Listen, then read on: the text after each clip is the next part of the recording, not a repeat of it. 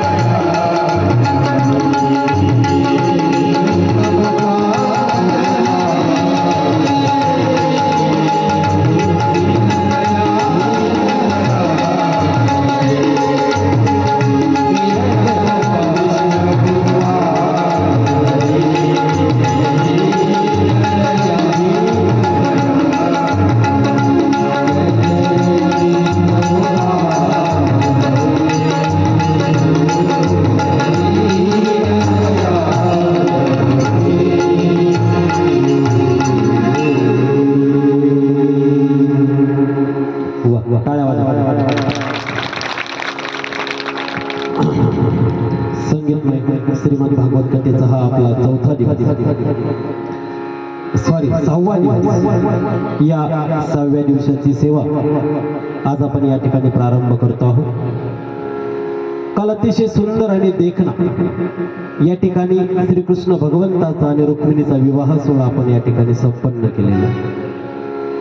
अत्यंत हुबेहूब त्या भगवंताच्या विवाह दर्शनाचं, विवाह सोहळ्याचं दर्शन आपल्या सर्वांना व्हावं अशा पद्धतीचा विवाह सोहळा आपण या ठिकाणी संपन्न केलेला आहे.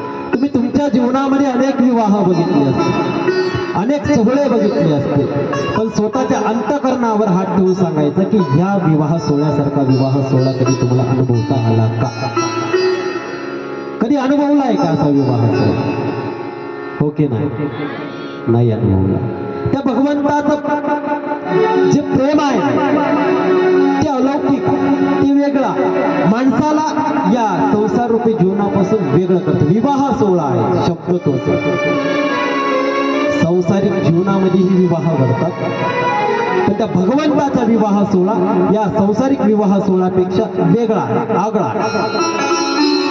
त्यातलं सुख, त्यातलं दर्शन हे सर्व काही वेगळं आणि ते आपण काल या ठिकाणी अनुभवलेलं. आज सर्वांना काल काही गीता दिल्या, आज काही गीता दिल्या. 125 गीताचं वाटप या ठिकाणी केलेलं आहे. 125 किती? 125 गीता.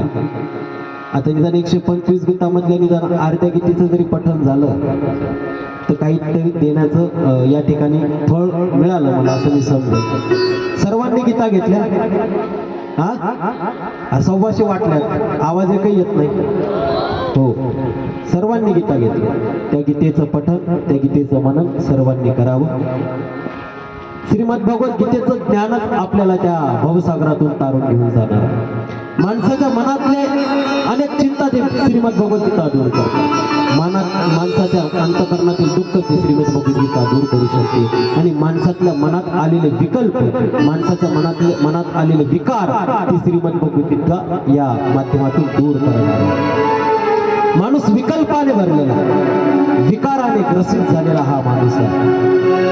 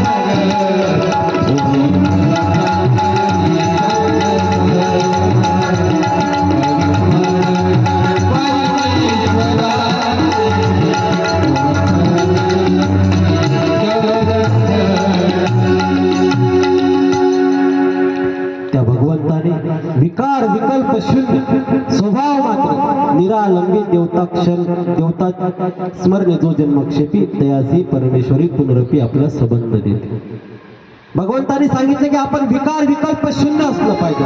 आपल्या मनामध्ये कुठल्याच पद्धतीचा विकार विकल्प नसला पाहिजे. सुंदर अशी पैठणची लीळा आहे.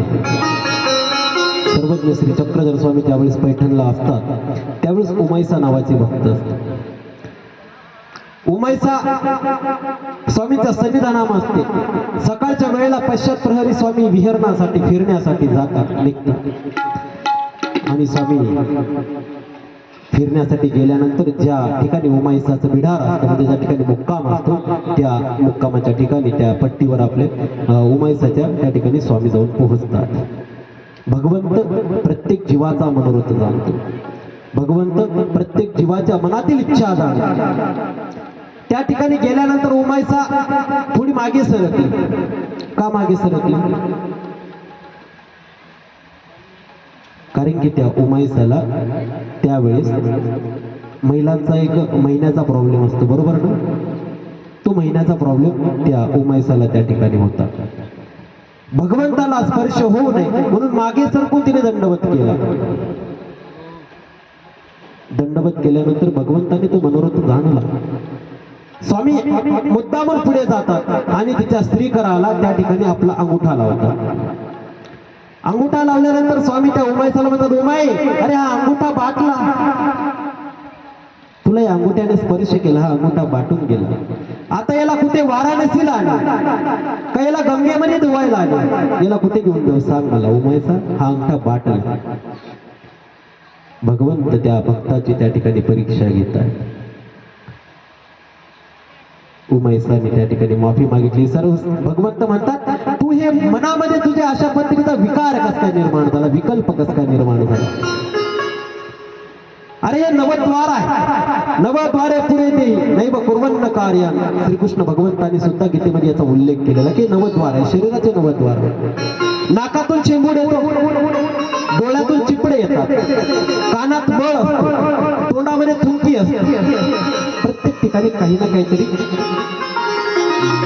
द्रव्य असतं की तशाच पद्धतीचं ते एक द्वार आहे आणि त्या द्वारामध्ये द्रव्य असतं. त्याचा विकार का विकल्प का मानतो आपण, विटाळ का मानतो? नाकातून शेंबूड येतो त्याचा विटाळ नाही मानत, तोंडातून फुंकी येते त्याचा विटाळ नाही मानत, कानातून मळ येतो त्याचा विटाळ नाही मानत, डोळ्यातून चिपडे येतो त्याचा विटाळ नाही मानत. मग त्याच गोष्टीचा विटाळ का मानतो? तेही एक शरीराचा अविभाज्य भाग विभाग. नाडी असतात, एक कृष्ण नाडी एक शुक्ल नाडी. कृष्ण नाडी भगवंताचं त्या नाडीला नाव दिलेलं आहे. ती कधी विकल्पित होऊ शकते, विटाळू शकते. हे शरीर ज्या भगवंताने निर्माण केलेला, हा सृष्टी हा प्रपंच त्या भगवंताने निर्माण केलेला आहे. त्या भगवंताने सर्व गोष्टी त्याच्या विचार विनिमयाने टाकलेल्या आहेत. मग आपण त्या भगवंताजवळ जाण्यासाठी का विटाळ मानतो? त्या भगवंताचं ज्ञान श्रवण करण्यासाठी का विटाळा मानतो? त्या भगवंताची भक्ती करण्यासाठी का विटाळा मानतो? याचं उत्तर मला तुमच्याकडून कशाचा विटाळा? त्याही दिवशी सांगितलं तुमच्या शरीराची कातडी बाजूला करून बघा. अत्यंत दुर्गंधाने तुमचं शरीर भरलेलं आहे, माझं शरीर भरलेलं आहे, अत्यंत मळाने माझं शरीर भरलेलं आहे, तरी तो भगवंत आपली भक्ती स्वीकार करतो.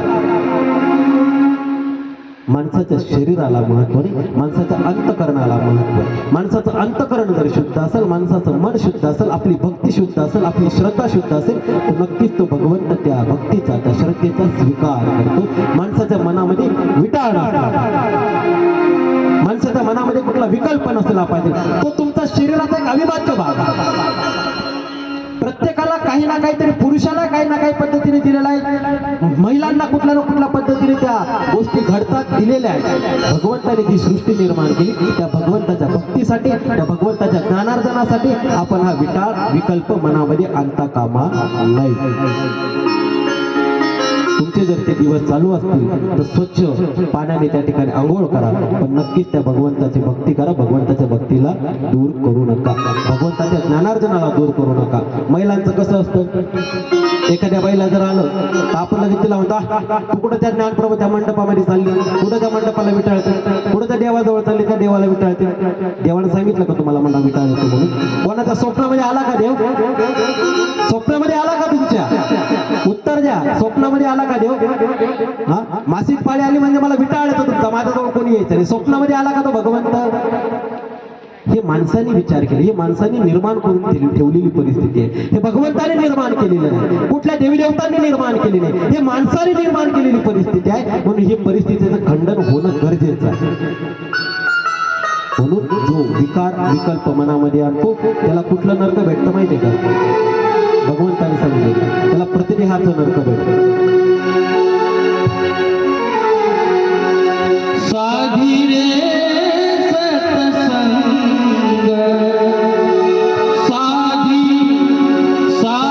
रे सत्संग, ठेवी नरदेहाचा ठेवी नरदेहाचा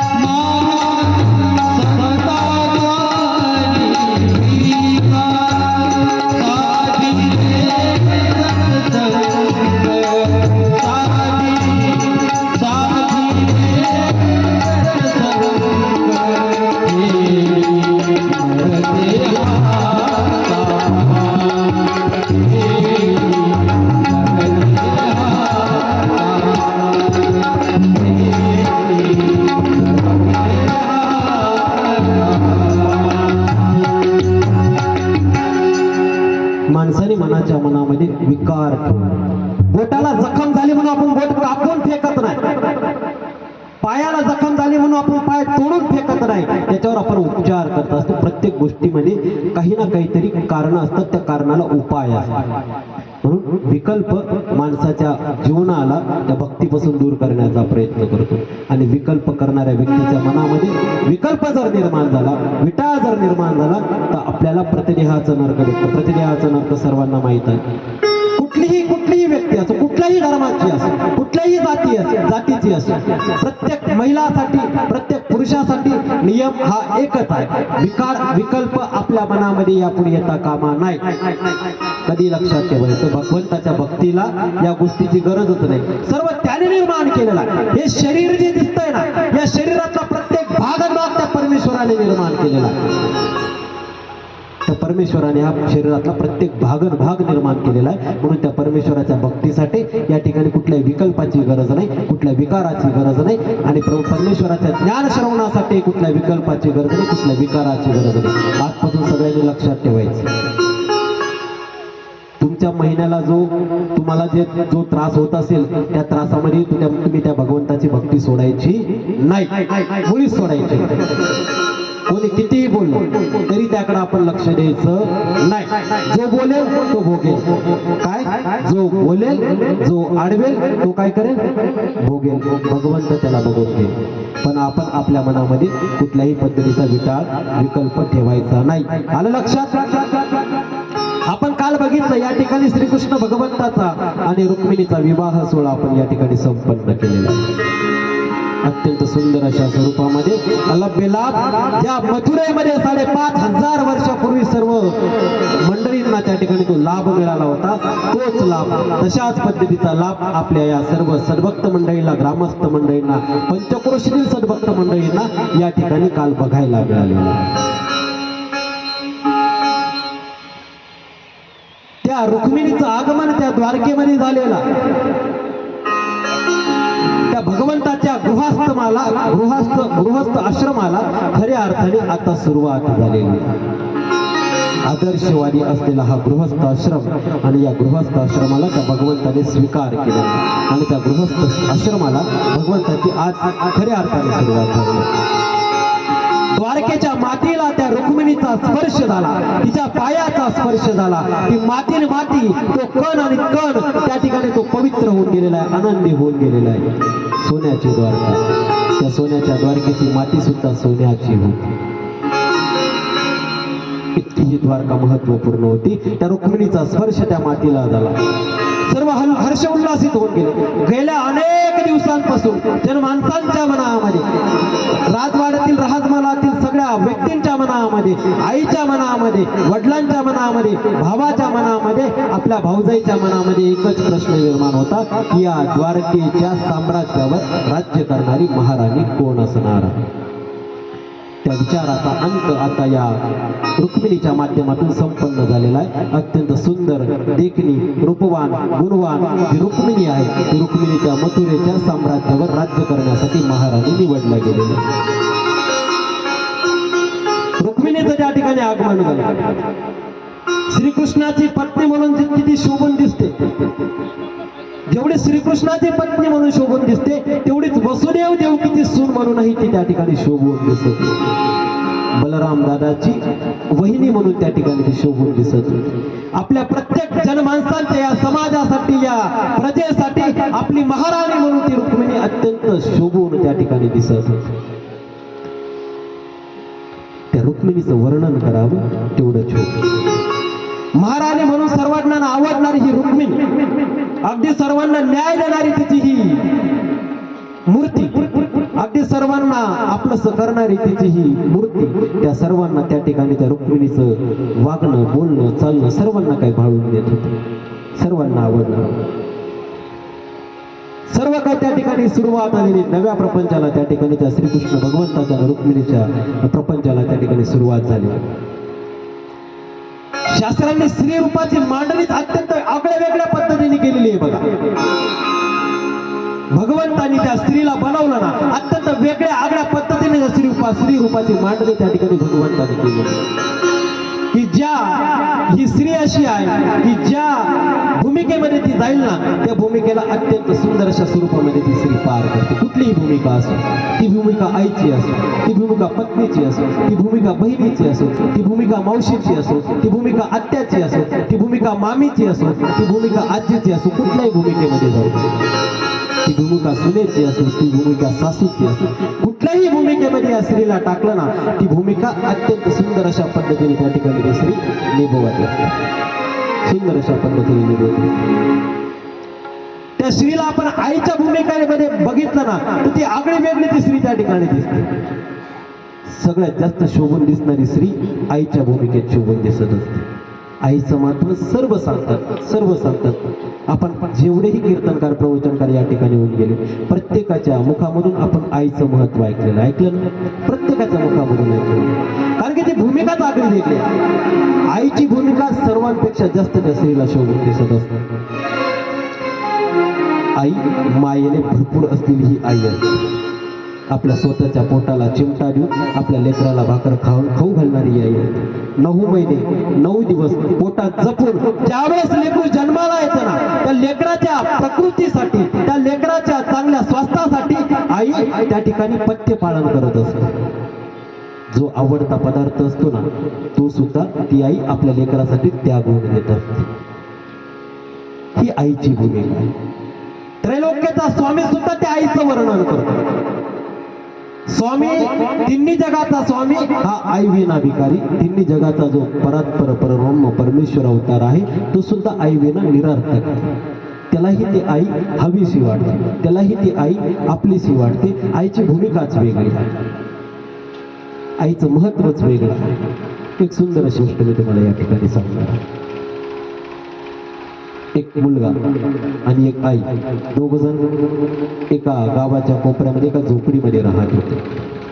अत्यंत गरिबीची परिस्थिती, खायला घरामध्ये लवकर अन्न मिळत नव्हतं. लहानपणीच मुलाच्या बापाचं छत्र त्या ठिकाणी हरवलं. त्या महिलेचा पती तो दुर्धर आजाराने त्या ठिकाणी मृत्यू पावलेला आहे. अत्यंत 7-8 वर्षाचा मुलगा असेल. गरिबीची परिस्थिती, घरात खायला लवकर भाकर भेटत नव्हतं, घरात लाईट नाही, घरात कुठली सुविधा नाही, काहीतरी फार कबाड कष्ट करून आपल्या लेकराची आणि आपल्या पोटाची भूक ती माता त्या ठिकाणी भागवत होती. दिवसांमागे दिवस चालत गेले, मुलगा छोटा छोटा मोठा होत गेला. 8-9 वर्षाचा मुलगा झाल्यानंतर एक दिवस गावाची जत्रा भरते.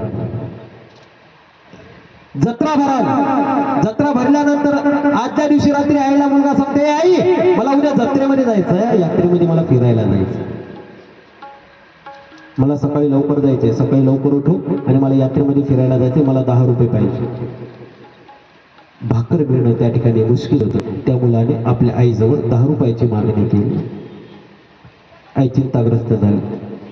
सकाळी मुलगा उठल्यानंतर जेव्हा आपल्याला पैसे मागेल त्यावेळेस आपल्याकडे काय, आपण काय देऊ शकतो, आपल्याकडे तर रुपया आहे. आई चिंताग्रस्त झाली, करावं काय विचार करायला लागली. मुलगा झोपल्यानंतर आई शेजारणीकडे गेली, 10 रुपये मागितले, ती द्यायला त्या ठिकाणी तयार होती. तुम्ही फुकट नका देऊ, मला उधार द्या, उसने द्या, मी तुमचे ते फेडून टाकेन. तरी ती द्यायला तयार नाही. बरं काही काम असेल ते सांगा, मी काम करते, रात्रभर काम करते, रात्रभर काम करून मला तुम्ही सकाळी 10 रुपये द्या. पण मला 10 रुपये. त्या ठिकाणी सर्व त्या शेजारणीचे काम, त्या बाजूच्या घरातले सर्व कामं ती रात्रभर करते. भांडे धुणं, कपडे धुणं, पुसून घेणं, सर्व काही करते. रात्रभर ती माता त्या ठिकाणी डोळ्यात झोप असताना सुद्धा रात्रभर काम करते. सकाळी तिला 10 रुपये मिळतात. सकाळी घरी पोहोचते. मुलगा लगबगीने झोपेतून उठतो. आईला सुद्धा, आई मला आंघोळीला पाणी टाक, मला लवकर जायचं, मला आंघोळीला पाणी टाक. लगबगीने ती माता आपल्या मुलाला आंघोळीला पाणी टाकते. आंघोळ होते, कपडे घालते. कपडे घातल्यानंतर दिवसभर तू यात्रेमध्ये फिरणारे काहीतरी खाऊन जा. तो आवरत असताना माता त्या ठिकाणी आपल्या चुलीवर भाकरी टाकते. भाकर टाकत असताना तो मुलगा काय बोलतो, लवकर दे, उशीर होईल मला जायला, लवकर दे ना, तू इतका वेळ काय लावते. ती माता लगबगीने भाकर इकडची तिकडे टाकायला लागते. भाकर टाकता तिचा गरम तव्यावर हात पडतो आणि तो हात पूर्णपणे भाजला जातो. मुलाची घाई चालूच आहे, मुलगा घाई करतो आहे, माता इकडे त्याला खाण्यासाठी त्या ठिकाणी प्रयत्न करते आहे. आणि त्या ठिकाणी ती भाकर झाल्यानंतर आपल्या मुलाला ती माता त्या ठिकाणी भाकर वाढते आहे. मुलगा त्या ठिकाणी भाकर खातो. हाताला बसलेला चटका तो मुलगा त्या ठिकाणी बघतो आणि आपल्या आईला म्हणतोय, आई पैसे दिलेस का, पैसे दे ना, मला 10 रुपये मला पाहिजे, मला यात्रा फिरायची, मला यात्रेमध्ये फिरायचं, मला खेळणी घ्यायची, मला यात्रेमध्ये खाऊ खायचं, मला पाण्यामध्ये बसायचं आहे, मला 10 रुपये दे. आई आपल्या मुलाच्या डोक्यावरून हात फिरवून, बाळा आणले ना, तुझ्यासाठी 10 रुपये आणले, तुला जेवढं फिरायचं तेवढं मनसोक्त फिर बाळा, तुझ्यासाठी मी 10 रुपये आणले. त्या मातेने सांगितलं नाही, मी रात्रभर जागून काम केलाय, काम करून मी तुझ्यासाठी सकाळी या ठिकाणी 10 रुपये उपलब्ध करून दिलेले. त्या मातेने आपल्या बाळाला ते दुःख सांगितलं नाही, ते कष्ट सांगितले नाही. फक्त आपल्या बाळाला 10 रुपये द्यायचे, याच त्या मातेच्या मनामध्ये संकल्प होता. हात पूर्णपणे जळालेला, गरम तव्यावर हात पडलेला जळालेला आहे. त्या हाताचं दुखणं वेगळीकडे, बाळाचा हट्ट वेगळीकडे, पण त्या बाळाच्या हट्टापुढे ते दुखणं नाही होऊन गेलेलं आहे. त्रास होत असलेला तो बाजूला ठेवला. पहिले आपल्या बाळाचा हट्ट या ठिकाणी पुरवायचा. लगबगीने ते बाळ जेवण करायला लागलं. माता त्याच्या डोक्यावरून हात फिरवते आणि शांततेत जेवण. दिवसभर यात्रा आहे, शांततेत जेवण, एवढी घाई कशाची लागली तुला. जेवण झाल्यानंतर आपल्या लेकराच्या हातामध्ये ते 10 रुपये दिले आणि सांगितलं की बाळा सांभाळून जा, इकडे तिकडे बघून जा आणि सांभाळून घरी ये, तुझी माता तुझी रात्री वाट बघेल. आपल्या मुलाच्या डोक्यावर आशीर्वादाचा हात फिरवला. मुलगा निघून गेल्यानंतर माताला कामाला त्या ठिकाणी लागली. हात भाजलेला, हाताला काहीतरी लावलं, हात बांधला आणि पुन्हा आपल्या कामाला त्या ठिकाणी सुरुवात केली. सकाळचा सूर्य उगवल्यानंतर तो दिवस ढकलत गेला आणि त्या सूर्य त्या ठिकाणी मावळला. सूर्य मावळला. जसा सूर्य मावळला तसं त्या मातेचे डोळे त्या दाराकडे बघितले. त्या दाराकडे बघत त्या आपल्या लेकराची ती माता त्या ठिकाणी वाट बघते की माझं लेकरू केव्हा येईल. आपल्या लेकराची वाट बघत ती माता त्या ठिकाणी बसलेली आहे. सूर्य मावळतीला, सूर्य आता ढगाळ डोंगराआड गेलेला आहे आणि तसं आपलं लेकरू येताना त्या मातेने बघितल्यानंतर ती माता त्या ठिकाणी हर्षोल्लासित झालेली आहे. तिला आनंद त्या ठिकाणी झालाय की आपलं लेकरू सुखरूप आपल्या घरी वापस आले. ते बाळ दरवाजामध्ये येते. घरामध्ये आल्यानंतर आई विचारते, रे तू काय केलं? 10 रुपयामध्ये काय काय खाल्लंस? कुठं कुठं फिरलास? कोणत्या पालखीमध्ये बसलास? काय केलं? सर्व काही ती माता आनंदाने त्या बाळाला विचारते, तू केलं का? तुला पैसे तर कमी पडले नाही ना? तुझी इच्छा पूर्ण झाली ना? तुझं फिरणं झालं ना? तुझं पालखीमध्ये बसणं झालं ना? तुला खायला मिळालं ना? तर 10 रुपयामध्ये तुझं सर्व भागलं ना? ती आई आपल्या मुलाला त्या ठिकाणी आनंदाने विचारते. मुलगा शांत बसला. आई म्हणते, तू काही खेळणं आणलं का? तुला खेळण्यासाठी घरी खेळणं आणलं की नाही? अरे एखादं तर खेळणं घेऊन यायचं ना तुला घरी खेळण्यासाठी घेऊन यायचं ना बाळा. पैसे कमी पडले का?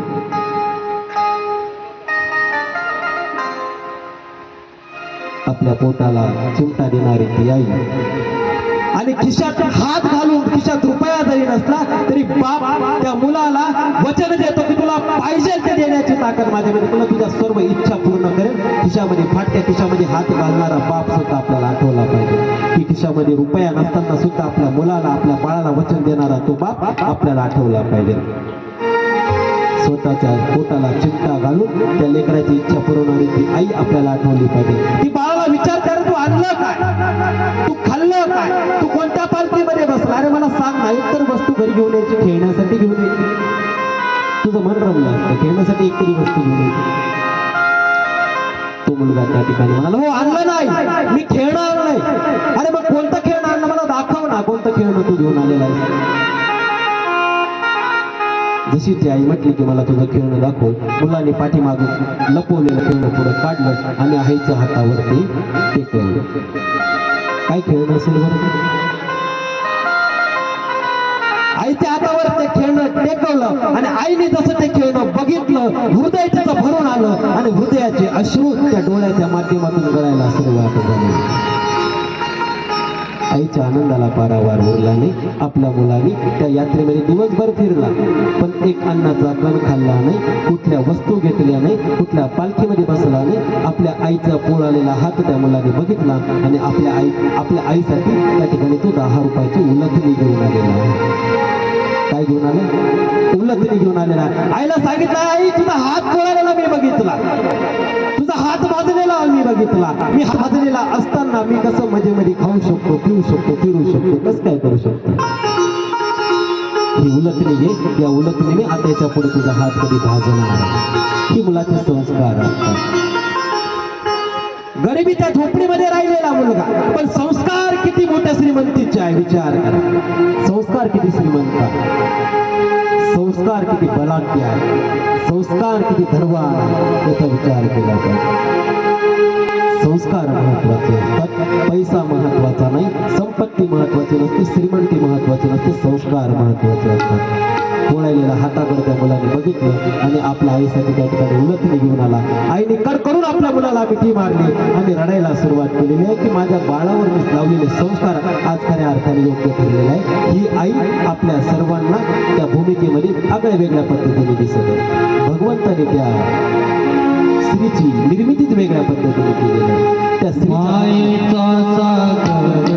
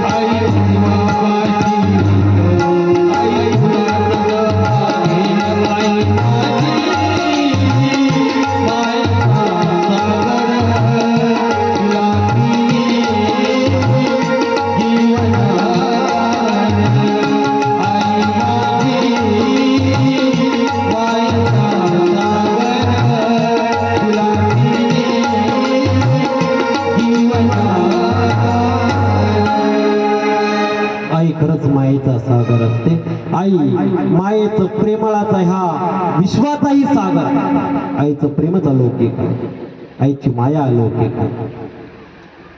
पुढे त्या ठिकाणी रुक्मिणी आणि श्रीकृष्ण भगवंत त्या कौंडल्यपुरातून निघाल्यानंतर आम्ही पुन्हा रिवर्स थोडे येतो. आपण विवाह सोहळा संपन्न केला, पण भाऊ बहिणीचं नातं कशा पद्धतीने असलं पाहिजे यासाठी मी थोडं रिवर्स होतो. रथ द्वारकेच्या दिशेने धावतो आणि मध्य जंगलामध्ये त्या ठिकाणी त्या रुक्मिणीच्या भावाचा आणि श्रीकृष्ण भगवंताचं गणगोड असे युद्ध झालं. एकमेकांवर तलवारी चालवण्यात आल्या, शस्त्र चालवण्यात आलं, दोघेही त्या ठिकाणी रक्तबंबाळ झाले. तो श्रीकृष्ण भगवंत आता मात्र श्रीकृष्ण भगवंताने आता शेवटचा अस्त्र काढायला सुरुवात केली. जसा वार त्या रुक्मिणीच्या भावावर श्रीकृष्ण भगवंताने उचलला, त्याच्या मानेवर तो वार टाकणार तेवढ्यात रुक्मिणीने आपला मखमली हात त्या तलवारीवर घेतला. तो वार आपल्या हातावर झेलला आणि तलवार पकडल्या पकडल्या रक्ताची धार त्या रुक्मिणीच्या हातातून व्हायला लागली. तिचा हात रक्तबंबाळ झालेला आणि त्या भगवंताला ती विनंती करते, प्रभू ये द्वारिकानाथ, माझ्या भावाला या ठिकाणी अभय द्या, त्याला सोडून दे. अरे तो चुकला म्हणून तुम्ही पण चुकणार आहात का? तो चुकला म्हणून तुम्ही पण चुकणार आहात का? माझ्या भावाला सोडून द्या, माझ्या भावाला या ठिकाणी अभयदान द्या, जीवदान द्या. रुक्मिणी आपल्या भावाबद्दल परमेश्वराजवळ विनंती करते, प्रार्थना करते. भगवंताने त्याला सोडून दिलेला. सोडून दिल्यानंतर तो त्या ठिकाणावर निघून गेला. रुक्मिणीच्या मनामध्ये असलेली भावाविषयीची आपुलकी, भावाविषयीचं प्रेम त्याने जरी विरोध केला, त्याने जरी त्या रुक्मिणीच्या आणि कृष्ण भगवंताच्या लग्नाला विरोध केलेला तरीही रुक्मिणीच्या मनामधलं प्रेम कमी नाही झालं, रुक्मिणीच्या मनामधला तो भावाविषयीचा आदर कमी नाही झाला. आजकाल आपल्या बहिणीचं किती चालतं, किती आपण आपल्या भावाला आदर करतो, प्रेम करतो, जीव लावतो. आपल्यामध्ये ती भावनाच उत्पन्न झालेली आहे. थोडं भावाशी भांडण की संपलं, त्याचं तोंडही बघत नाही, त्याच्या दाराशी उभा राहत नाही, त्याच्या कुठल्या कार्यालय आपण जात नाही. हे प्रेम त्या ठिकाणी संपूर्ण संपलेला. भावाशी भांडण झालं की म्हणतो जाय मेला, जाय तिकडं, मर तिकडंच, तुझं तोंडही बघणार नाही, मर तिकडंच, लगेच सुरू होऊन जातं. पार मारायपर्यंत आपण त्या भावाची कुठं प्रेम हरपून गेलेलं आहे, कुठं एकमेकांचा सन्मान कुठं हरपून गेलेला आहे, एकमेकांविषयीचा आदर कुठं हरपून गेलेला आहे, ते आपल्याला शोधता आला पाहिजे. आपण आपल्या अंतःकरणामध्ये तो शोधायला पाहिजे. बहीण कशी असावी याचं जिवंत जागतं उदाहरण स्वराज्यामध्ये आहे. इतिहासाच्या पानामध्ये बहीण आणि भावाचं नातं जर तुम्हाला बघायचं असेल ना, तर छत्रपती शिवरायांची कन्या. कोण होते छत्रपती शिवरायांची कन्या? कोणाला नाव माहिती? छत्रपती शिवरायांच्या मुलीचं नाव काय? इतिहास वाचताना मुलींना शाळेमध्ये इतिहास वाचताना तुम्हाला आहे का छत्रपती शिवाजी महाराजांचा धडा आहे की नाही? आहे ना? मग काही त्याच्यामध्ये इतिहास आला असेल ना. मुलीचं नाव काय छत्रपती शिवाजी महाराजांचं? मी आज मुलींना विचारतो, शाळेत शिकणाऱ्या मुलींना प्रश्न. हा नाही माहिती? नाही माहिती? अरे मग इतिहास कसं काय वाचता तुम्ही? बरं, छत्रपती शिवाजी महाराजांना मुलगी होती हे माहित होतं का? ते पण नाही माहित आहे. छत्रपती शिवाजी महाराजांच्या मुलीचं नाव रानू अक्का. काय नाव होतं? काय नाव होतं? हा, पुढे भविष्यात तुम्हाला कधी इंटरव्ह्यू द्यायला गेले ना नोकरीसाठी विचारलं जाईल, लक्षात ठेवायचं. तेव्हा माझी आठवण नसतील, बाबाने सांगितलं होतं रानू अक्का. बरं का? छत्रपती शिवाजी महाराजांच्या मुलीचं नाव रानू अक्का. मुलाचं तर नाव माहित असेल का? नाही, मुलाचं पण नाव माहित. काय नाव? हा, शंभूराव. दोघा भावा बहिणींचं प्रेम इतकं आटून होतं ना. रानू अक्का आणि छत्रपती शिवाजी महाराजांच्या आपले जे चिरंजीव होते शंभूराजे, या दोघा भावा बहिणींचं प्रेम आटून. स्वतःच्या संसारावर तुळशीपान ठेवणारी ती रानू अक्का आपल्या भावाच्या रक्षणासाठी उतरलेली होती. दिलेर खानाच्या छावणीमध्ये जाऊन त्या ठिकाणी आपल्या भावाचं रक्षण करणारी ती रानू अक्का होती. ती वाघी स्वतःच्या संसारावर तुळशीपान ठेवून दिलं.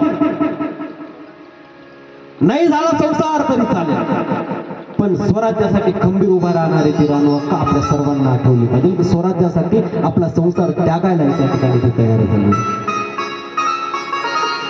रायगडावरील शंभूराजांच्या विरोधात चाललेला जो कट होता, जे कटकारस्थान होतं, त्या कटकारस्थानावर आपल्या भावाच्या पाठीशी खंबीर उभी राहून ते कटकारस्थान उधळणारी ती रानू आपल्या सर्वांना आठवली पाहिजे. दुश्मनांच्या छावणीमध्ये जाऊन आपल्या भावाच्या खांद्याला खांदा लावून लढणारी ती रानू आपल्याला आठवली पाहिजे. त्यावेळेस आपल्याला आपल्या भाऊ बहिणीचं प्रेम आहे, त्यावेळेस आपल्याला भाऊ बहिणींचा आदर सन्मान आठवेल आणि त्यावेळेस आपल्याला आपल्या भावा बहिणींचं आपुलकीचं नातं आठवेल. अशा पद्धतीचं नातं असलं पाहिजे. अशा पद्धतीने आपण आपल्या भावाला मान दिला पाहिजे, सन्मान दिला पाहिजे. भावाने बहिणीला मान दिला पाहिजे, सन्मान दिला पाहिजे. मी एका बाजूने बोलत नाही, दोन्ही बाजूनेही बोलतो. पण आपल्यामध्ये ते प्रेम उरलं असेल, उरलं का नाही उरलं. आईने जर थोडासा भावाला जीव लावला, सुनेला जीव लावला की इकडं बहिणीच्या पोटात दुखतं, दुखतं की नाही, दुखतं की नाही. सासूने जर सुनेला जीव लावला इकडं बहिणीच्या पोटात लगेच दुखतं, हो की नाही, लगेच दुखतं. तीही कोणाची तरी मुलगी आहे, तिचीही कोणीतरी आई आहे हे आपण विसरून जातो. आपणही कोणाची तरी सून आहोत हे आपण विसरून जातो. आपल्यालाही कुठली तरी नणंद आहे हे आपण विसरून जातो. कधीतरी त्या भाऊजाईला, त्या बहिणीला बहिणीसारखं वागवून बघा. तुमच्यातलं प्रेम हे कधीच संपणार नाही, तुमच्यातला आदरभाव हा कधीच संपणार नाही. म्हणून भाऊ बहिणीचं प्रेम कशा पद्धतीचं असलं पाहिजे. जसं रुक्मिणीने आपल्या भावासाठी कृष्णनाथाला त्या द्वारकाधीशांना विनंती केलेली आहे की तो चुकला, पण तुम्ही चुकता का? तो गाढव झाला म्हणून तुम्ही होता का? सोडून द्या, माफ करा, त्याला जीवन द्या. ज्या भावाने आपल्या बहिणीविरोधात कटकारस्थान रचलं, कटकारस्थान रचून त्या ठिकाणी बहिणीचा विवाह सोहळा न होऊ देण्याची शपथ घेतली, त्या भावाला त्या ठिकाणी ती बहीण वाचवते. तसं भगवंताचं या भक्तासोबत नातं आहे. भाऊ बहिणीचं नातं जशा पद्धतीचं प्रेमाचं आपुलकीचं असतं ना, तसं त्या भगवंताचं नातं सगळ्यांपेक्षा भगवंताच्या आईजवळ एवढं नातं नाही, भगवंताच्या भावाजवळ तेवढं नातं नाही, भगवंताच्या बहिणीजवळ तेवढं नातं नाही, भगवंताच्या पत्नीजवळ तेवढं नातं नाही. तेवढं नातं कोणाचं असतं? भगवंताचं भक्ताप्रती असतं, आपल्या भक्ताप्रती नातं. ज्या इच्छा आपल्या आईच्या ना भगवंताने कधी पूर्ण केल्या नसतील, ज्या इच्छा आपल्या बहिणीच्या ना भगवंताने कधी पूर्ण केल्या नसतील. द्रौपदी ही भगवंताची बहीण होती, पण ज्यावेळेस त्या भगवंताला ती आवाज द्यायची ना, मदतीचा हात मागायची ना, बहीण म्हणून कधी तिने मदतीचा हात मागितलेला नाही, भक्त म्हणून मदतीचा हात तिने मागितलेला नाही. रुक्मिणीच्या मनामध्ये इच्छा होती की मला हा पती भेटावा. द्वारकाधीशांना मनोमन पती मानलं होतं, पण ज्यावेळेस द्वारकाधीशांना ती आवाज देते ना, त्यावेळेस द्वारकाधीशांसाठी धावा करते ना, एक भक्त म्हणून ती त्या ठिकाणी धावा करते, पत्नी म्हणून धावा करते.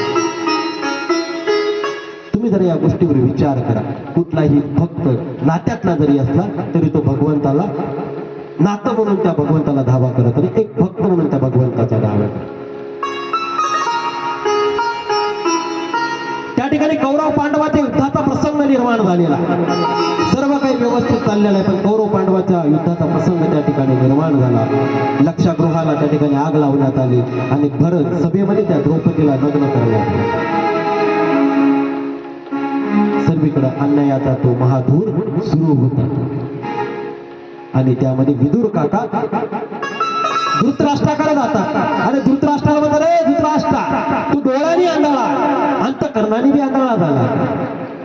अरे तुझा मुलगा दुर्योधन किती अन्याय करतोय, किती अत्याचार करतोय, त्याच्या अत्याचाराला कुठं थांबवण्याचं काम कर, कर्तव्य तुझा मुलगा आहे.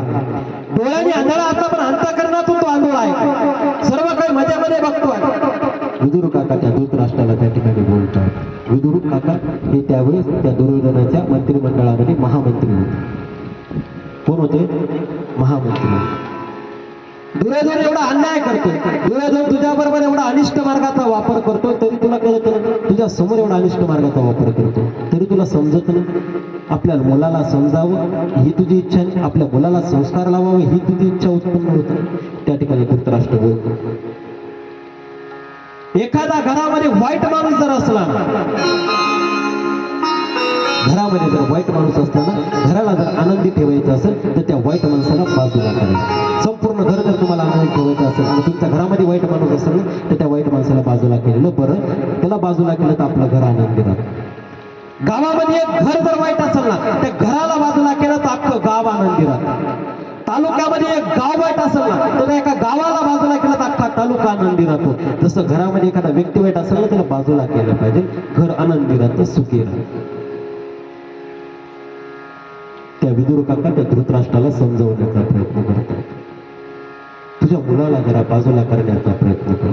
तो वाईट नीतीचा मार्ग अवलंबतोय, कुटनीतीचा मार्ग अवलंबतोय, अत्याचार करतोय, अन्याय करतोय. त्याला बाजूला करण्याचा तू त्या ठिकाणी प्रयत्न कर. तू दुर्योधनाचं जर ऐकायला जाशील ना धृतराष्ट्रा, तर शेवटी तुला पाणी पाजायला सुद्धा कोणी राहणार नाही. तसंच घडलं.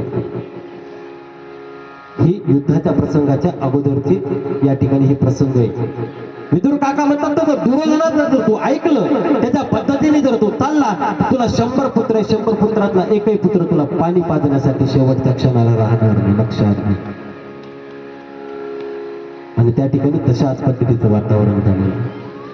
या दोघांचा संवाद चालू असतो आणि संवाद चालू असताना त्या ठिकाणी तो दुर्योधन ऐकत असतो.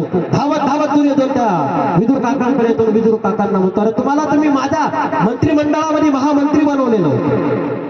महामंत्री तुम्ही माझ्या मंडळाचे, तुम्ही माझ्या वडिलांना फितवण्याचं काम करता, माझ्या वडिलांचा बुद्धिभेद करण्याचं काम करता. माझ्या मंत्रिमंडळामध्ये तुम्ही महामंत्री असो, तुम्ही या ठिकाणी दल बदललेला आहे, तुम्ही साईड बदललेली. त्या ठिकाणी तू विदुराला सांगतो की तुम्हाला आता मी या महामंत्री पदावरून काढून टाकतो. तुम्ही या महामंत्री पदावरून तुम्हाला मी हकलतो आणि तुम्हाला या राज्यातूनही काढून टाकतो. तुम्ही या राज्यातही पाहिजे. जसा तो दुर्योधन विदुर काकाला बोलतो, विदुर काका त्या दुर्योधनाला म्हणतो, ए दुर्योधना, ज्या राज्यामध्ये संतांना त्रास आहे, ज्या राज्यामध्ये भक्तांना त्रास आहे, ज्या राज्यामध्ये स्त्रियांना त्रास आहे, त्या राज्याचा महामंत्री मला राहायचंच नाही. तू काय मला काढून टाकशील? मीच या पदाचा राजीनामा देतो आणि मीच या राज्याच्या बाहेर निघून जातो. विदुर काका त्या ठिकाणावर निघून गेले. निघून गेल्यानंतर आपल्या पत्नीला घेतलं आणि जंगलामध्ये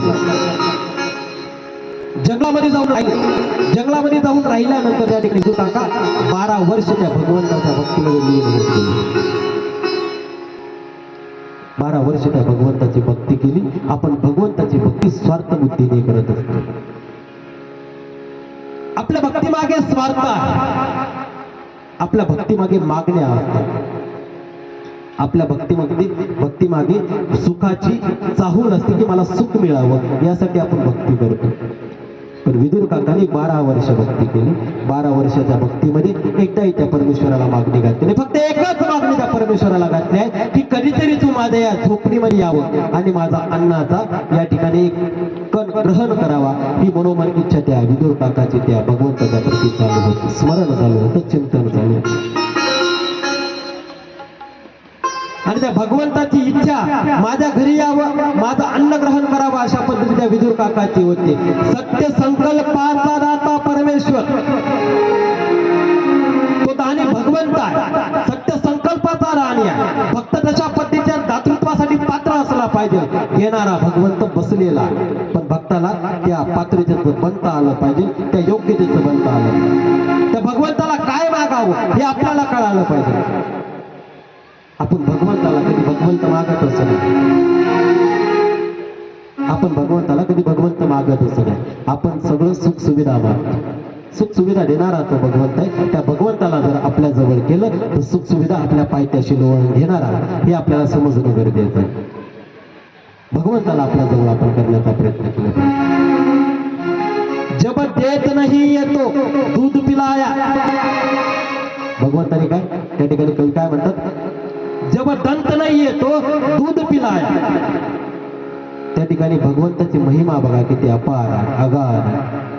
ज्यावेळेस मूल जन्माला येतं ना, त्या मुलाच्या मुखामध्ये दात सुद्धा नसतात, त्यावेळेस तो भगवंत त्या आईच्या स्तनामध्ये त्या ठिकाणी दूध निर्माण करतो. तर भगवंताची लीला किती आहे.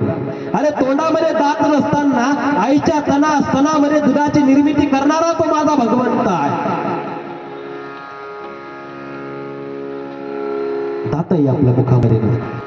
पण जन्म झाला की त्या आईच्या स्तनामध्ये दुधाची निर्मिती करणारा तो भगवंत किती आघात आला. सर्व काही त्या भगवंताने लावून ठेवलेला, सर्वांसाठी सर्व व्यवस्था करून ठेवलेली आहे. पण आपण त्या व्यवस्थेचा त्या ठिकाणी उपभोग घेतलाय. भक्तीचा माध्यमातून व्यवस्था उपभोग घेतला.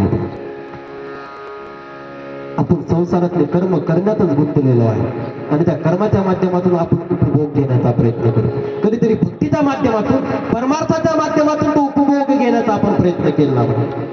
तुमच्या आणि माझ्या जीवनातलं संकट निवारण करणारा तो भगवंत आहे, नक्कीच करेल. फक्त थोडं त्या भगवंतासाठी आपल्याला चलावं लागेल. 2 पावलं आपल्याला पुढे सरकावं लागेल. भगवंत आपल्या जीवनामधले संकट निवारण करणारा तो भगवंत. याद आएगी उनको कभी ना कभी, कृष्ण दर्शन तो देंगे कभी ना कभी. त्या ठिकाणी कवी काय म्हणतात? याद आएगी उनको कभी ना कभी, कृष्ण दर्शन देंगे कभी ना कभी. ऐसा विश्वास मन में जगाते चलो, कृष्ण गोविंद गोपाल गाते चलो. कधीतरी त्या भगवंताला माझी आठवण येईल आणि कधीतरी भगवंत माझ्या जवळ येण्याचा प्रयत्न आपण त्या भगवंताला करणार आहोत. असं म्हणत जीवन जगत चला आणि कृष्ण गोविंद गोपाल गाते चलो. फक्त त्या भगवंताचं स्मरण, त्या भगवंताचं चिंतन, त्या भगवंताचं गायन आपण या ठिकाणी करत चाललो. काम करते चलो नाम जपते चलो. कवी सुंदर म्हणतात, काम करते चलो नाम जपते चलो. तुमच्या संसारातले काम तुम्ही करत चला, पण संसारातले काम करता करता नामस्मरण करत चला, जपत चला, त्या परमेश्वराचं नाम जपत चला. हर समय कृष्ण का ध्यान करते चलो, कृष्ण गोविंद गोपाल गाते चलो. प्रत्येक क्षणाला, प्रत्येक वेळेला, प्रत्येक कामाला आपल्याला त्या कृष्ण भगवंताचं ध्यान झालं पाहिजे, तर गोविंद गोपालाचं स्मरण झालं पाहिजे आणि त्या भगवंताच्या भक्तीमध्ये लीन होऊन त्या भगवंताला आपण जवळ करण्याचा प्रयत्न केला. कृष्ण गोविंद गोविंद गाया करो, कृष्ण गोविंद गोविंद गाया करो.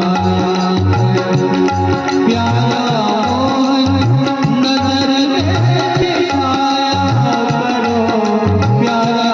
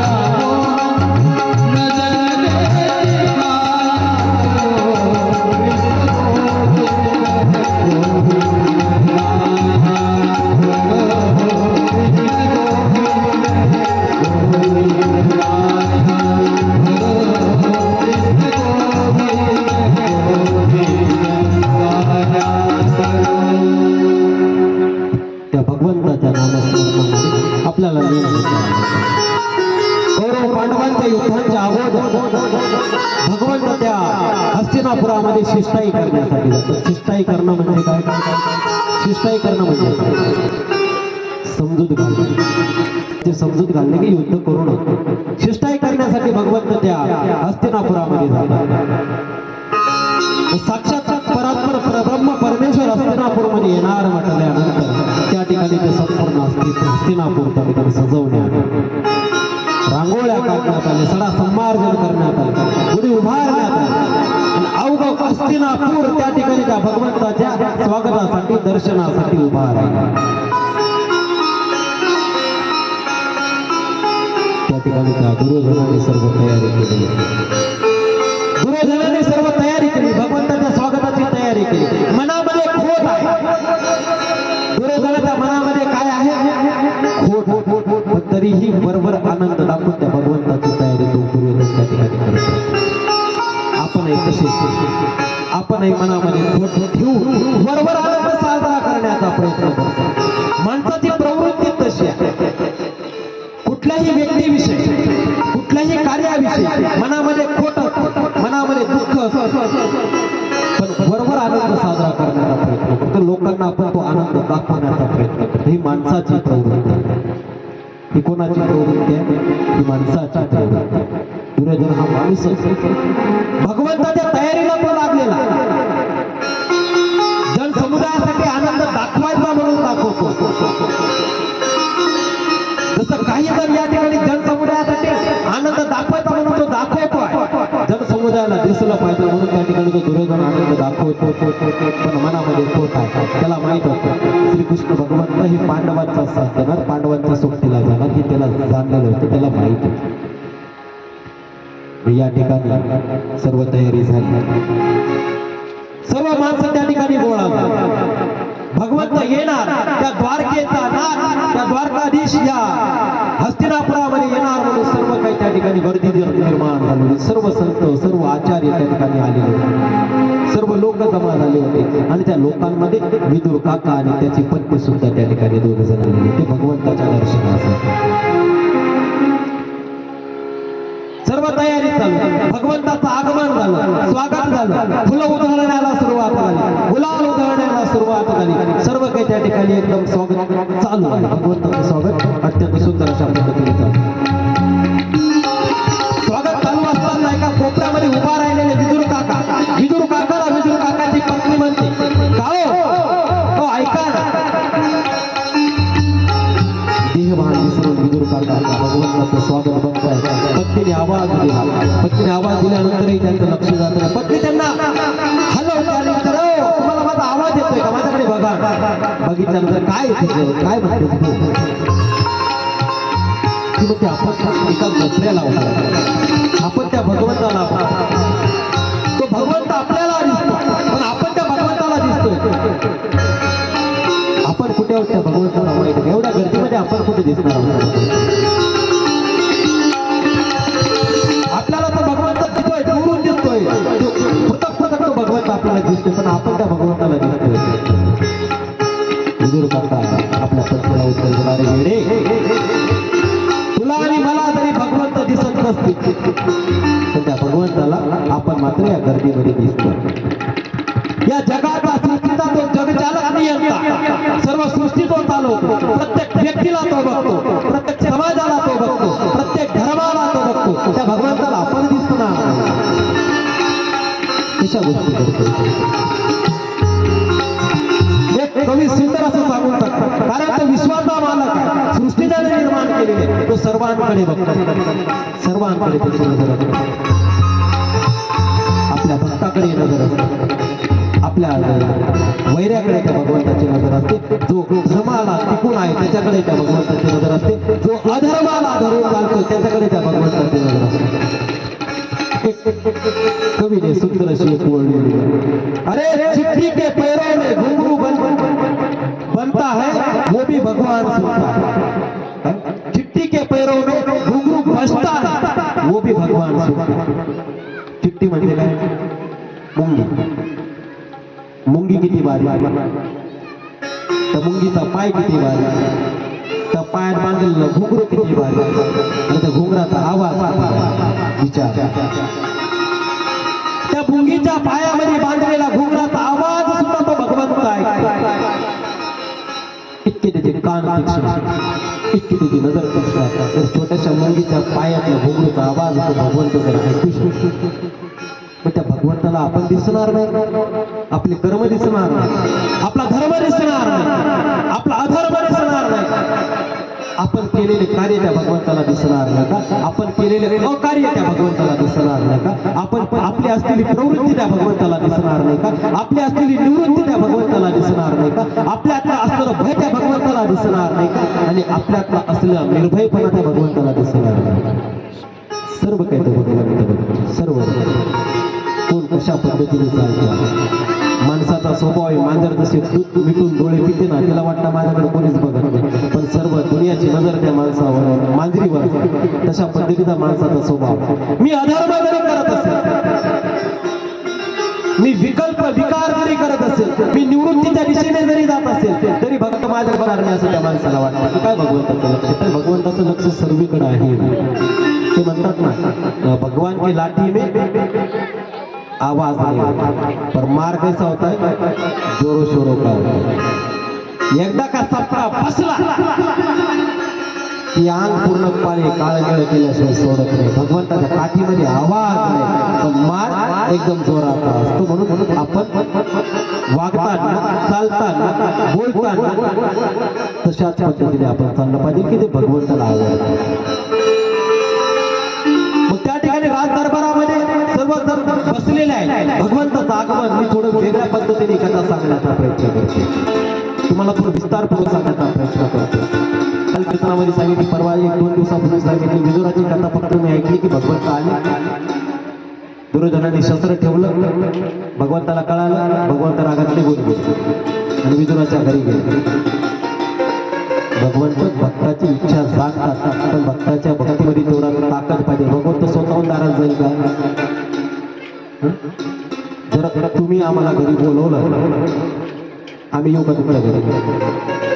तुम्ही ज्यावेळेस आम्हाला आमंत्रित कराल त्यावेळेस आम्ही तुमच्या घरी गेलो, बरोबर की? तुम्ही बोलवलंच नाही तर कसं काय यायचं?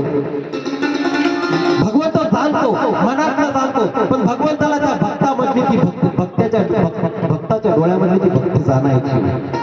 ही विदुराची भक्ती आपल्याविषयी किती आहे. सभा त्या ठिकाणी भरलेली आहे, भगवंत सिंहासनावर बसलेला आहे, सर्व महामंत्री, सर्व दुर्योधन, सर्व काही बसलेले आहे, आणि विदुर त्या सभेमध्ये महामंत्री असलेला आहे. सत्याच्या वाटेवर चालला, महामंत्री पण त्या ठिकाणी त्याचं हिरावून घेण्यात आलेला आहे. तो विदुर एका कोपऱ्यामध्ये सामान्य माणसासारखा उभा आहे. त्या ठिकाणी तो विदुर नुसता उभा नाही, त्या ठिकाणी तो विदुर नुसता उभा नाही, घट्ट डोळे मिटवलेले, हात जोडलेले आणि त्या भगवंताला मनातून प्रार्थना, हे देवा, हा तुझा नयनरम्य सोहळा माझ्या डोळ्याला बघायला मिळाला, पण माझ्या मनातली इच्छा तू जाणशील.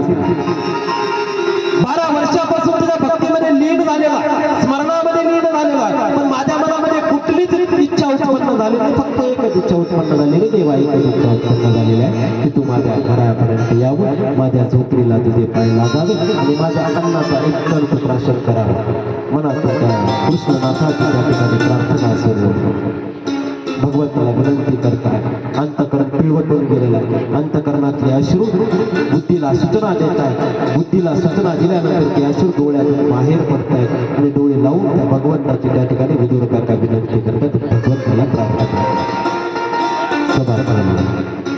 एवढ्या गर्दीमध्येही त्या भक्ताकडे, गरीब असलेला भक्त तो विदुर काका, त्या भक्ताकडे, त्या भगवंताचं लक्ष जातं. कोपऱ्यात उभा असलेला भगवंताचं लक्ष त्या विदुराकडे, डोळे उठून उभा राहिलेला विदुर त्या ठिकाणी भगवंताला म्हणून प्रार्थना करतो.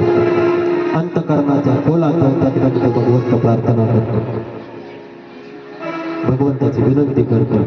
भगवंताने त्या ठिकाणी त्या विदुराची इच्छा जाणली, डोळे लावलेला विदुर तसाच उभा, भगवंत त्या विदुराच्या बरोबर येतो. सभेला त्या ठिकाणी भगवंतानी मोहित करून टाकलेला आहे की त्या ठिकाणी विज्ञानाचा आपला अवतार त्या ठिकाणी त्या भगवंताने त्या सिंहासनावर ठेवलेला आहे. बघा, लीळा बघा भगवंताची, की त्या सर्व सभेला वाटलं पाहिजे की भगवंत या ठिकाणी आहे, पण भगवंत खऱ्या अर्थाने त्या ठिकाणी नव्हते. विज्ञानाचे भगवंत त्या ठिकाणी त्यांनी त्या सिंहासनावर बसवलं आणि विदुराजवळ गेले. विदुराच्या खांद्यावर हात ठेवला आणि विदुर तसाच चपाकल्यानंतर ते डोळे उघडले आणि साक्षात भगवंताला समोर बघितल्यानंतर त्या विदुराच्या डोळ्यातून आनंदाला पारावार उरलेला नाही. तसा चरणाशी लीन झाला, चरणाशी त्या भगवंताच्या पडला आणि भगवंताचा रडायला सुरुवात केली. हे दयागणा, तुझी महिमा खरंच अगाध आहे.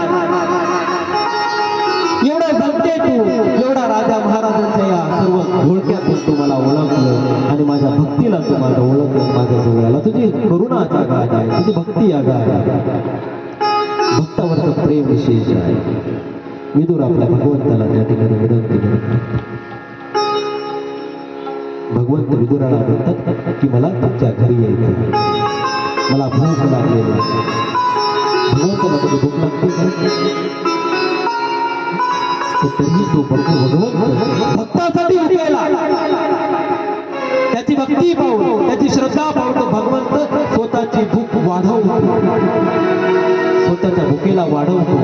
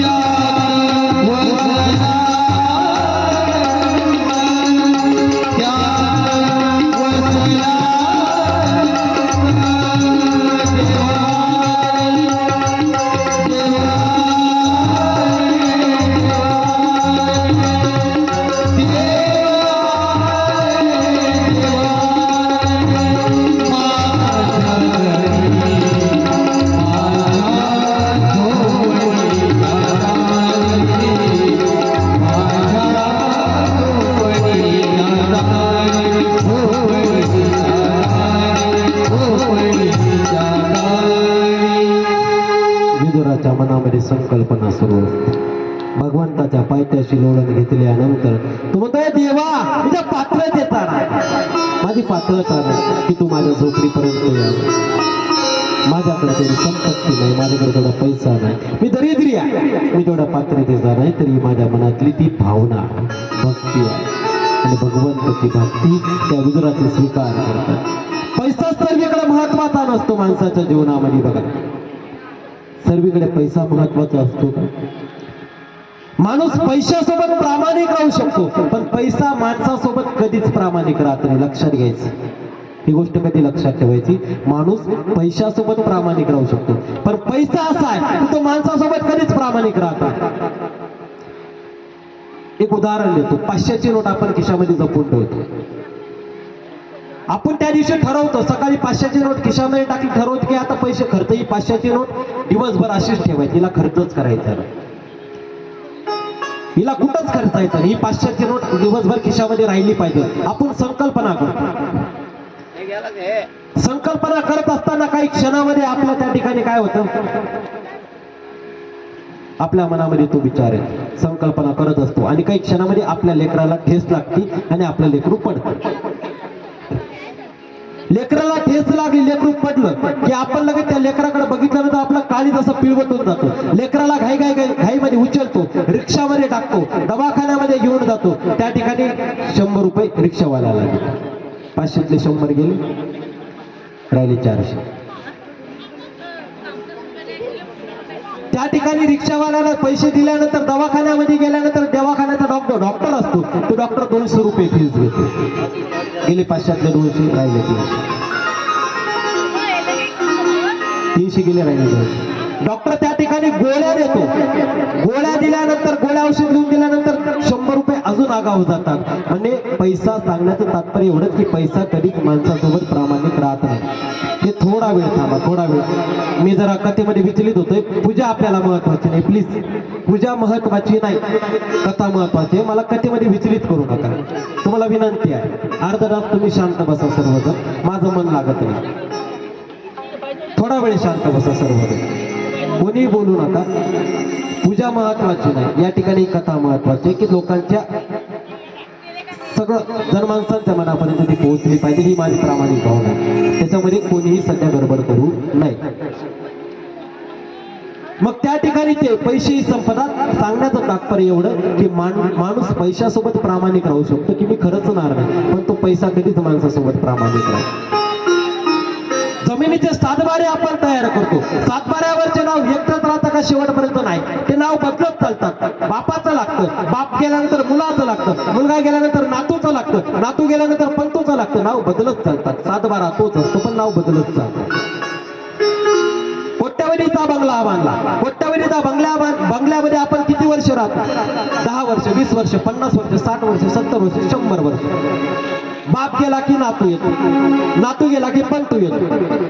बंगला तोच, फक्त राहण्याचे ठिकाण बदलले. माणसाच्या सोबत कुठलीच गोष्ट शाश्वत राहू शकत नाही, एक भक्ती सोडली तर. भगवंत त्या विदुराच्या विनंतीला मान करतात आणि त्या झोपडीमध्ये गेल्यानंतर विदुर एकदा इतका बेभान होऊन जातो, त्या भक्तीमध्ये इतका बेभान होऊन जातो. आपल्या पत्नीला सांगते, वेडी आपल्या घरामध्ये भगवंत येत आहे, चल तयारी कर लवकर. पत्नीच्याही आनंदाला पारावार उरत नाही, तिलाही काय करावं काय न करावं सुचत नाही. भगवंत त्या झोपडीपर्यंत येत आहेत, करण्यासाठी काहीच नाही. घरामध्ये काय बघावं? कुठलाही पदार्थ नाही, कुठलाही मिष्टान्न नाही, कुठलाही गोड पदार्थ नाही, कुठलेही चांगले पदार्थ नाही. घरामध्ये इकडून तिकडून भांडे वाजवते, बघते काही सापडतंय का. त्या ठिकाणी त्या बाजरीच्या कण्या त्या विदुराच्या पत्नीला सापडतात. मनामध्ये विचार करते की दरिद्रीवर राग येतो. आपली जी गरिबी आहे त्या गरिबीवर कधी कधी माणसाला राग येतो की आपण त्या भगवंताच्या चरणाशी आपण थोडं सुद्धा काही समर्पित करू शकत नाही. दरिद्रीवर राग येतो माणसाला. तसं त्या विदुराच्या पत्नीला आपल्या गरिबीवर राग आला की माझी इतकी गरिबी किती वाईट आहे की त्या भगवंताला मी थोडं सुद्धा काही अर्पण करू शकत नाही, तितकं सुद्धा माझ्याकडं नाही. गरिबीला शिवाय द्यायला सुरुवात करते. बाजरीच्या कण्या आणल्या, त्या ठिकाणी त्या चुलीवर त्या मडक्यामध्ये त्या कण्या शिजवण्यासाठी ठेवल्या आणि शिजवल्यानंतर फक्त हात जोडून भगवंताला विनंती, हे देवा, माझी पक्वान्न सोडून तू माझ्या दाराशी आलेला, मिष्टान्न सोडून तू माझ्या दाराशी आलेला आहे, सर्व राजवैभव सोडून तू माझ्या झोपडीशी आलेला आहे. देवा माफ कर रे, तुझ्या योग्यतेचं मी या ठिकाणी कुठलाच विधी करू शकत नाही. अत्यंत अंतःकरणातून प्रार्थना चालू आहे. जे बनवते आहे ना, त्या बनवल्याचा स्वीकार तू भगवंत कर. अंतःकरणातून रडून त्या भगवंत भगवंताला प्रार्थना ती विदुराची पत्नी त्या ठिकाणी करते.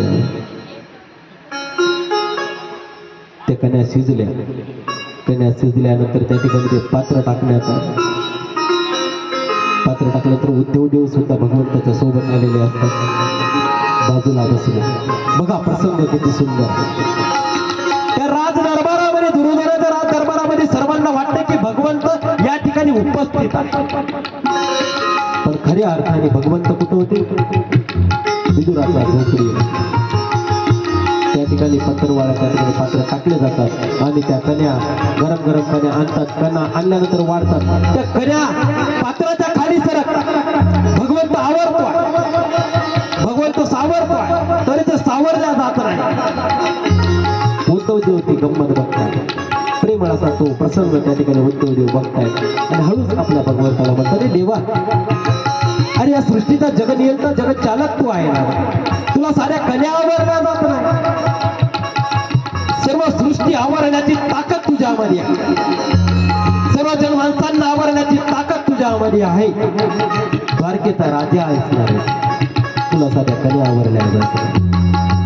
भगवंत त्या उद्धव देवाला प्रेमळ असं उत्तर देतात, अरे उद्धवा, अरे या कन्या नाही आहे, नुसत्या कन्या नाही आहे, नुसतं अन्न नाही आहे, याच्यामधला भाव बघ. तो भाव बघण्याचा, त्या भावाची दृष्टी जर तू बनवली, तो भाव बघण्याचा जर प्रयत्न करशील ना, तर तुलाही या कन्या आवरल्या जाणार नाही. तो भाव त्या विदुराच्या पत्नीचा या कन्याच्या माध्यमातून माझ्याविषयीचा वाहत चाललेला आहे. आणि भक्त भगवंत सर्व काही आवडू शकतात, पण भक्ताचा भाव त्या भगवंताला कधी आवडता येत नाही. भगवंत कधी त्या भक्ताचा भाव आवडू शकत नाही आवडू शकत. आणि त्या विदुराच्या कन्या त्या ठिकाणी त्या भगवंताने स्वीकार केलेल्या आहे. 12 वर्षाची भक्ती विदुराची आज खऱ्या अर्थाने त्या ठिकाणी पूर्णत्वास गेलेला आहे, सुखावलेला. दोन्ही दाम्पत्य सुखावलेलं आहे. आनंद त्या ठिकाणी त्या दोघांना झालेला आहे. साक्षात भगवंत आपल्या दारामध्ये आला. आपणही आपल्या दारामध्ये, आपल्या घरामध्ये त्या भगवंताला आपण बोलू शकतो. तर त्या विदुरासारखी भक्ती आपली दृढ असली पाहिजे, त्या विदुरासारखी श्रद्धा आपली दृढ असली पाहिजे. नक्कीच आपले भगवंत आपल्या दारामध्ये, आपल्या घरामध्ये आल्याशिवाय राहणार.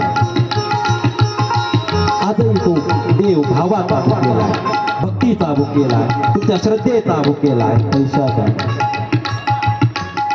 अशा पद्धतीने त्या विदुराची भक्ती त्या ठिकाणी श्रीकृष्ण भगवंताने स्वीकार केली. आणि पुढे आता खऱ्या अर्थाने ज्या प्रसंगाला आपल्याला या ठिकाणी वर्णन करायचं आहे त्याची सुरुवात अत्यंत थोड्या स्वरूपामध्ये मी तुम्हाला सांगणार आहे.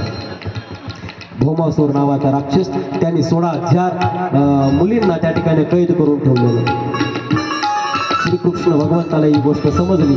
श्रीकृष्ण भगवंत त्या ठिकाणी गेले. त्या गुंफेमध्ये गेल्यानंतर त्या भौमासुराचा श्रीकृष्णाने युद्ध करून वध केल्यानंतर भौमासुराला त्या ठिकाणी संपवलं. भौमासुराचा मुलगा जो होता तो चांगल्या प्रवृत्तीचा होता, त्याला त्या ठिकाणी ते राजसिंहासन देणार. कृष्ण भगवंतांनी त्या 16,000 कन्यांची त्या ठिकाणी मुक्तता केलेली.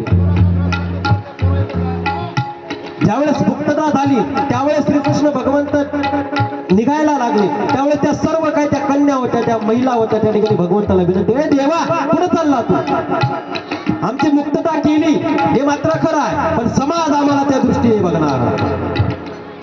हा जो समाज आहे ना, तो समाज आम्हाला त्या दृष्टीने बघणार. वेगवेगळे अनर्थ तो समाज आमच्यावर लावणार आहे की 16 इतक्या दिवस त्या भौमासुराच्या ताब्यात असल्यानंतर तुम्ही खरं पवित्र असणार का? तुमच्यातलं पावित्र्य त्या भौमासुराने घालून दिलेलं असेल, समाज आम्हाला जगू देणार नाही. जर तू आम्हाला स्वीकारलं नाही तर आम्हाला आत्महत्या केल्याशिवाय आमच्याकडे पर्याय आहे. त्या सर्वच्या सर्व नारी त्या भगवंताला त्या ठिकाणी विनंती करतात. भगवंतांनी त्या सर्व 16,000 ज्या नारी होत्या त्या नारींचा स्वीकार केला आणि आपल्या या मथुरेच्या दिशेने त्यांना सर्वांना घेऊन आल्यानंतर भगवंत त्या ठिकाणी प्रत्येक त्या महिलेला, प्रत्येक नारीला त्या ठिकाणी एक स्पेशल त्यांचा तो शयन कक्ष देण्यात आला. आणि प्रत्येक शयन कक्षामध्ये विज्ञानाची जी मूर्त श्रीकृष्ण भगवंताची होती ती त्यांच्या समोर मांडण्यात आली. प्रत्येकासमोर श्रीकृष्ण भगवंत दिसायचे, पण त्या ठिकाणी वास्तविक ते नसायचे. श्रीकृष्ण भगवंत कधी तुम्हाला कारण माहिती का? मोराचा पीस का लावतात?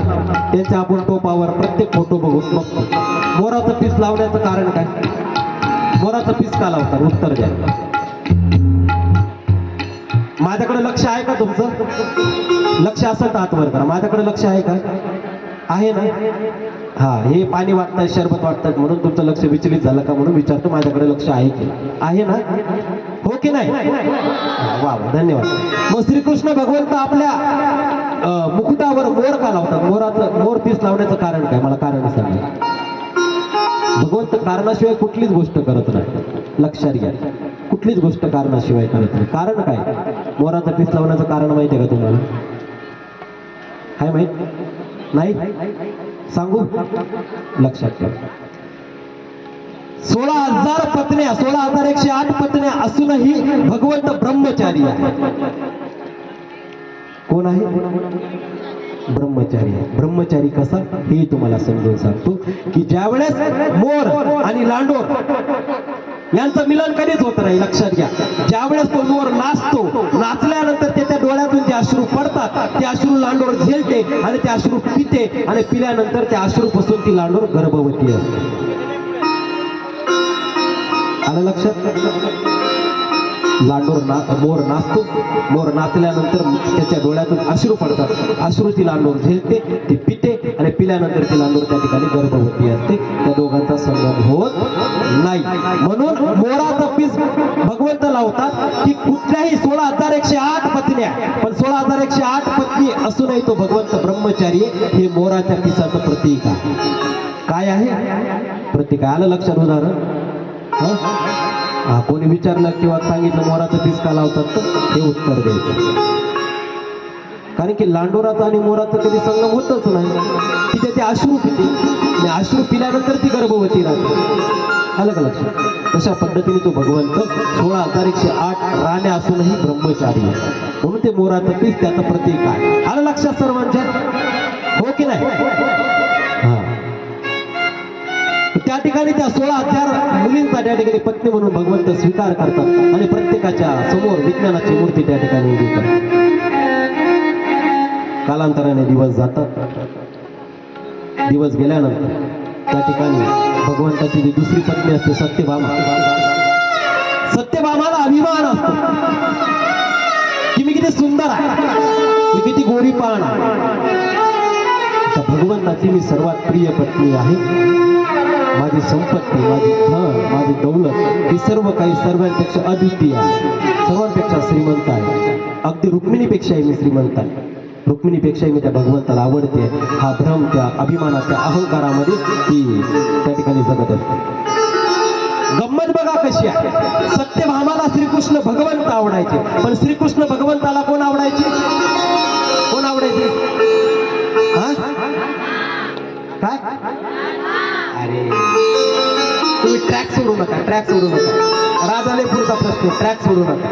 राधाचं आणि भगवंताचं प्रेम होतं, पण कधी लग्न झालं नाही. त्यातून प्रेम होतं. पण भगवंताला रुक्मिणी आवडायची. कोण आवडायचं? हा, रुक्मिणी आवडायची. तुम्ही ट्रॅक सोडून दिलं. राधा हा पुढे राधाचा विषय घेतला नाही. राधा बाजूला आहे. त्या भगवंताला रुक्मिणी आवडायची. तिला असं वाटायचं की रुक्मिणी अगोदर जर मी आधी आली असते, सत्यभामाला वाटायचं, तर मी त्या भगवंताची पट्टराणी झाली असते. पण रुक्मिणीच्या नंतर ती सत्यभामा आलेली आहे दुसरी पत्नी म्हणून. रुक्मिणी पहिली पत्नी म्हणून. कृष्णाला, श्रीकृष्ण भगवंताला रुक्मिणी जास्त आवडायची, कारण त्या रुक्मिणीने त्या भगवंताला सर्व समर्पित करून टाकलेलं होतं. सर्व चित्त वित्त काया ती द्यावी सर्वज्ञ राय. आपलं चित्त वित्त काया सर्व काही, सर्व त्या रुक्मिणीने त्या भगवंताच्या चरणाशी समर्पित करून टाकले. कुठल्याही पद्धतीचा अहंकार मनामध्ये नव्हता, कुठल्याही पद्धतीचा अभिमान त्या मनामध्ये नव्हता. मग एक दिवशी नारद मुनी येतात. महालामध्ये फिरत फिरत जात असताना त्या ठिकाणी सत्यभामेच्या महालामध्ये ते नारद मुनी जातात. नारद मुनी त्या महालामध्ये गेल्यानंतर येत होती. त्या ठिकाणी ती सत्यभामा नारद मुनीचं स्वागत करते, आगत करते, सर्व काही विचार. आणि त्यावेळेस त्यांचा संवाद ज्यावेळेस चालू असतो, ती सत्यभामा नारदांना प्रश्न करते, मुनिवर मला असा काहीतरी उपाय सांगा की कृष्ण भगवंत फक्त माझ्या एकट्याचे राहतील, जन्मोजन्मी मी त्यांचीच राहील आणि ती माझी राहतील, असा काहीतरी मला उपाय सांगा. असा नारदाला प्रश्न पडला. आधीच तर द्वारकाधीश म्हणतील हा नारदाचा कळी इथे येऊन माझ्या घरामध्ये भांडणं लावून गेला. प्रश्न पडला. शेवटी आपण नारदाचा कळी म्हणूनच ओळखतो. हिला काही उपाय सांगायला जावं तर कृष्ण भगवंतांना त्या ठिकाणी मी माझ्यावर चिडतील. माझा ते विचार करता हिला उपाय काय सांगायचा. मग ते तिला म्हणणार, तुझं सौंदर्य पुरेसं आहे, तू सुंदर दिसते, तुझं सौंदर्य पुरेसं आहे भगवंताला आपलंसं करण्याचं, ते सौंदर्य पुरेसं आहे. नारद मुनी म्हणतात, शास्त्रामध्ये सांगितलेलं आहे जी वस्तू सर्वात माणसाला प्रिय आहे, जी आवडते आहे, त्या वस्तूचा संकल्प केला पाहिजे. तुला सर्वात प्रिय कोण आहे? ती म्हणते मला कृष्ण भगवंत सर्वात प्रिय. मग त्या कृष्ण भगवंताला संकल्प, एका दिवसासाठी माझ्या हातावर संकल्प सोड. ती मागचा पुढचा विचार करत नाही आणि कृष्ण भगवंताचा संकल्प त्या हातावर सोडते. नारद मुनी म्हणतात, अरे थांब, तू संकल्प सोडते पण तुझ्या एकटीचा कृष्ण नाही, 16,000 त्याच्या पती नाही, 16,108 महिलांचे ते पती आहे, रुक्मिणीचे ते पती आहे. त्यांना तर विचार, त्यांना विचारून संकल्प सोड. त्यांना काय विचारायचं, त्यांना विचारण्याची गरज नाही. मी संकल्प सोडला ना, कृष्णनाथ माझे आहे, मी संकल्प सोडला, संपला विषय. त्या रुक्मिणीला तर विचारायचीच गरज नाही, कारण की रुक्मिणीचा तिरस्कार त्या ठिकाणी ती करत. सवतीचा तिरस्कार, रुक्मिणीचा तिरस्कार त्या ठिकाणी ती सत्यभामा करायची. कुठलाही विचार केला नाही आणि कृष्ण भगवंताच्या नारदाच्या हातावर त्या ठिकाणी तिने संकल्प सोडला. आवडत्या व्यक्तीचा सर्वात जास्त आवडतं काय तर कृष्ण भगवंत आवडतात आणि कृष्ण भगवंताचा संकल्प तिने सोडला गेला. नारद मुनी म्हणतात, संकल्प सोडल्यानंतर त्या ठिकाणी नारद मुनी श्रीकृष्ण भगवंताकडे जातात. श्रीकृष्ण भगवंत बसलेले असतात आणि गेल्यानंतर त्या ठिकाणी सांगतात की तुमच्या पत्नीने माझ्या हातावर तुमचा संकल्प सोडलेला आहे, तुम्हाला माझ्यासोबत यावं लागेल, हे राजवैभव सगळं उतरून संन्यासाचा वेश धारण करावा लागेल. ही लीळा भगवंताने घडवून आणलेली आहे, नारदाने नाही घडवली. त्या सत्यभामेचा अहंकार त्या भगवंताला उतरवायचा होता, तो अहंकार दूर करायचा होता, म्हणून त्या भगवंतानी ही सर्व लीळा घडून आणलेली होती. भगवंताने घडून आणली, नारदाने. श्रीकृष्ण भगवंताने सर्व राजवैभव उतरवलं, सगळं अहंकार उतरवले आणि संन्यासाचा वेश परिधान केलेला. संन्यासाचा वेश परिधान केला आणि श्रीकृष्ण भगवंत आता निघायला लागला. जाता जाता रुक्मिणीचा महाल त्या ठिकाणी लागतो आणि नारद मुनी त्या ठिकाणी रुक्मिणीच्या महालामध्ये जातो. रुक्मिणी बसलेली असते. श्रीकृष्ण भगवंताने वेश परिधान केलेला असतो, संन्यासाचा वेश धारण केलेला असतो. त्या नारदांना बसायला आसन टाकलं जातं आणि श्रीकृष्ण भगवंताला बसायला सिंहासन टाकलं जातं. बघा फरक असतो आसन आणि सिंहासन. काय आसन आणि सिंहासन. नारद मुनी म्हणतात ते आता माझ्या बरोबरीला बसतील, त्यांचा संकल्प माझ्या हातावर झालेला, ते आता संन्यासी झालेले, ते माझ्या बरोबरीला. रुक्मिणीला कळायला असं मार्ग नाही की नेमकं चाललंय का, कसला संकल्प, कुठला संकल्प. त्या ठिकाणी रुक्मिणीला सर्व वृत्तांत ते सांगतात आणि रुक्मिणी रडायला सुरुवात करते, आक्रोश करायला सुरुवात करते. नारद मुनी म्हणतात तुम्ही रडले किती, माझ्या हातावर संकल्प सोडलेला, आता मी घेऊन चाललो. सर्वांना ती गोष्ट समजते, सर्व 16,000 पत्न्यांना ती सर्व गोष्ट समजते, सत्यभामेला त्या ठिकाणी ती सर्व गोष्ट समजते. सर्वजण येतात. त्या नारद मुनीने ती विनंती करतात की देवा, ए नारदा, माझ्या परमेश्वराला घेऊन जाऊ नका, माझ्यापासून दूर करू नका. त्या भगवंताशिवाय आमचं जगणं व्यर्थ, आम्ही जगूच शकत नाही. तुम्हाला लागल काय ते आम्ही द्यायला तयार आहे, पण आमच्या भगवंताला, आमच्या पतिदेवाला आमच्यापासून दूर करू नका. सर्व विनंती करतो.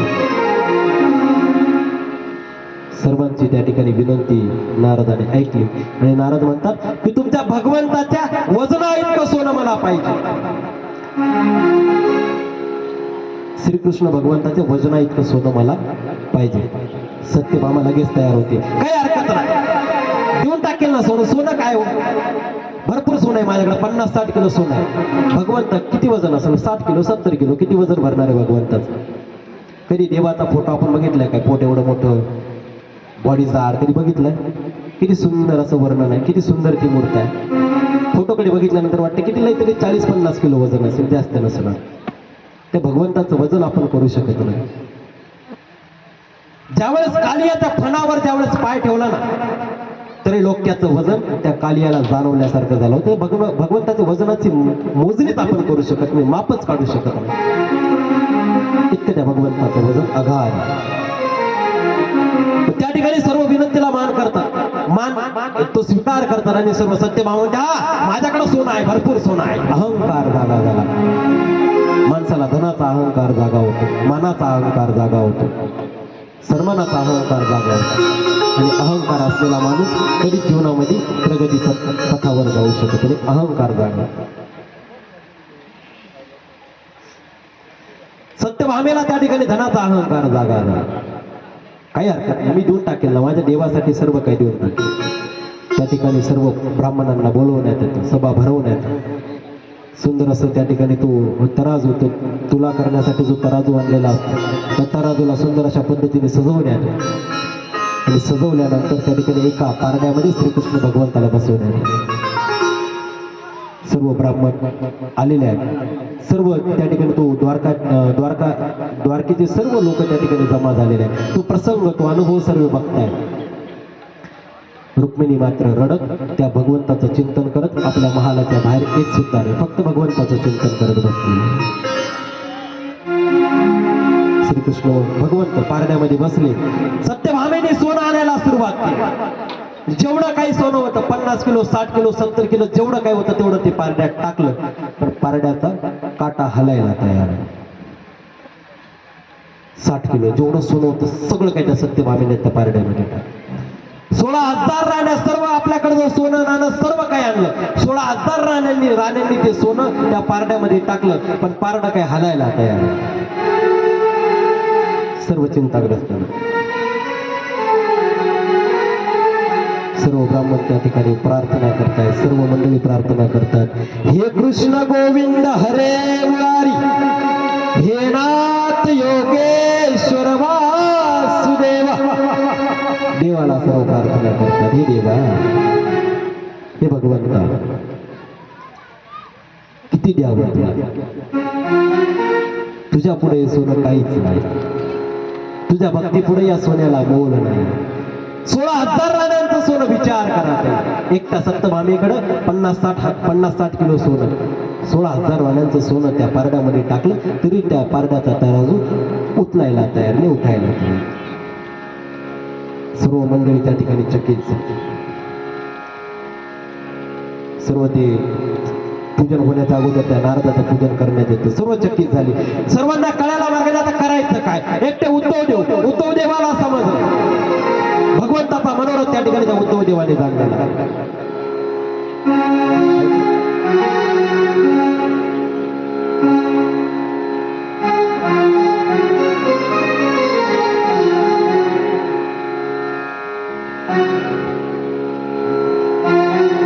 उद्धव देवाने तो मनोरथ जाणला.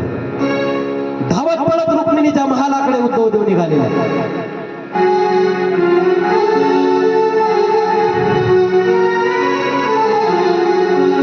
रुक्मिणी तुम्ही स्वस्त कशा बसल्या, उठा केतला.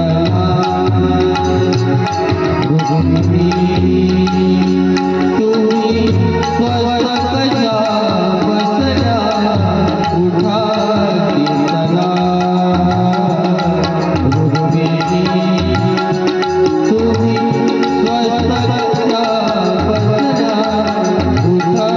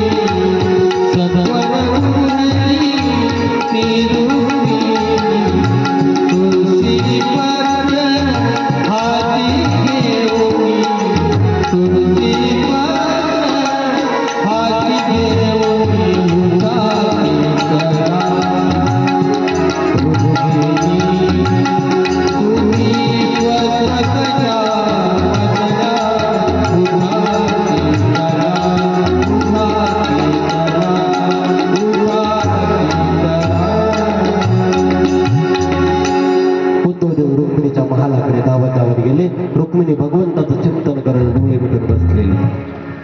उद्धवराजा रुक्मिणीला विनंती करतात,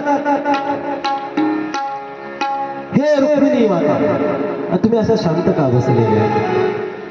महाराणीला त्या ठिकाणी उद्धवदेव विनंती करतात की भगवंताला तो घेऊन जातो. सर्वांचे त्या ठिकाणी प्रयत्न फसलेले आहे, सर्व सोनं त्या तराजूमध्ये टाकल्या गेलेला आहे.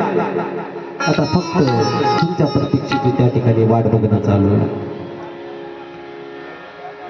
रुक्मिणीला उद्धवदेव त्या ठिकाणी सांगतात, उठवतात. भगवंताचा धावा करत करत महालातून बाहेर रुक्मिणी निघते. चालता चालता एक तुळशीचं पान तोडते आणि तोडल्यानंतर त्या भगवंताच्या समोर गेल्यानंतर हात जोडून त्या भगवंताला विनंती करते. एक पूर्णपणे त्या भगवंताच्या त्या तराजूला पूर्णपणे प्रदक्षिणा मारते. प्रदक्षिणा मारून त्या भगवंताच्या चरणाशी लोळण घेऊन म्हणते, देवा, तुला देण्यासाठी माझ्याकडे काही नाही. मी अभागी आहे, मी तुला काहीच देऊ शकत नाही. माझ्याकडे तुला देण्यासाठी सोनं नाही, माझ्याकडे तुला देण्यासाठी पैसा नाही, माझ्याकडे तुला देण्यासाठी धनसंपत्ती काहीच नाही. हे फक्त एक तुळशीचं पान मी तुझ्या चरणाशी समर्पित करते. द्वारकानाथा, या तुळशीच्या पानाचा मनापासून स्वीकार कर. अंतकरणाच्या खोलवर जाऊन ते रुक्मिणी त्या भगवंताला प्रार्थना करते. डोळ्यांच्या अश्रूंनी त्या भगवंताचे पाय त्या ठिकाणी प्रक्षालन करते. त्या रुक्मिणीची भक्ती त्या भगवंताला माहीत. उठल्यानंतर त्या ठिकाणी डोळे झाकून त्या तराजूच्या काट्यावर जसं पान ठेवलं, तो तराजू जसा उचलला की गगनामध्ये त्या दैवलोकांमधून सर्वांनी बघितला. त्या दैवलोकांपर्यंत तो तराजू पोहोचला आणि त्या दैवलोकांमध्ये टाळ्यांचा गडगडाट झालेला. सर्व सभा त्या ठिकाणी आनंदित झालेल्या. सर्व 16 सहस्र त्या राण्या होत्या त्या ठिकाणी त्या आनंदित झालेल्या आहे. आपल्या पतीची सुटका त्या ठिकाणी सर्व बघून सर्व आनंदित झालेला आहे. सत्यभामाई त्या ठिकाणी आनंदित झाली. सर्व काही आनंदाचा प्रसंग त्या ठिकाणी निर्माण झालेला. भक्तीला महत्व, श्रद्धेला महत्व. तुमचा अहंकार त्या परमेश्वराजवळ काही कामाचा नाही, तुमची संपत्ती त्या परमेश्वराजवळ काही कामाची नाही. नाही खर्चली कवडी दमडी, नाही वेतनाचा विकत घेतला.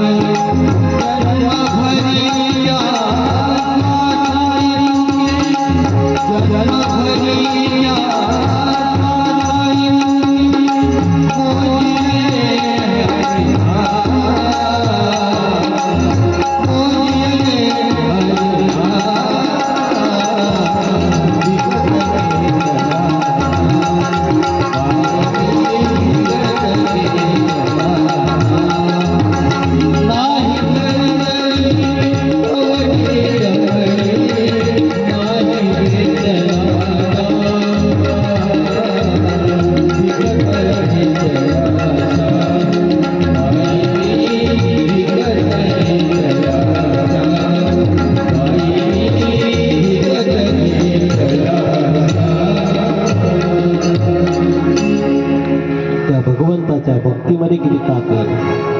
16,000 राण्यांचं सोनं त्या ठिकाणी समर्पित करण्यात आलं. 16,000 राण्यांच्या सोन्यामध्ये जी भक्तीची ताकद नव्हती ती फक्त एका तुळशीच्या पानामध्ये त्या ठिकाणी निर्माण झालेली.